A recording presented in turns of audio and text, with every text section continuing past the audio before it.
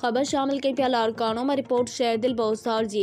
लाड़काने शहर के सचल थाने की हद शेख ज़ैद मोड़ वट शेल पेट्रोल पंप के मैनेजर की ऑफिस में मोटरसाइकिल सवार 4 हथियारबंदन फुरन गिड़ी पेट्रोल पंप मालिक फरहान अली चांडियो का 15 लाख रुपया रोक रकम 4 मोबाइल फोनूं और पेट्रोल पंप के मुलाजिमन का 2.5 लाख रुपया रोक रकम फुर करे आसानी से फरार थी विया।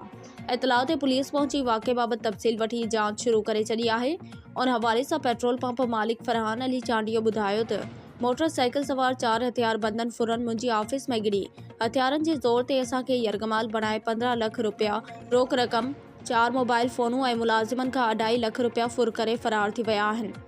हिन DIG और SSP लाड़कानो के अपील कई तो फुर थियल रोक रकम और मोबाइल फोनूं वापस कराए इंसाफ फराम कयो वञे। उन हवाले से सचल थाने की पुलिस राब्ते करण ते बुधायो तो CCTV फुटेज हथ करे जांच शुरू करे छॾी आहे।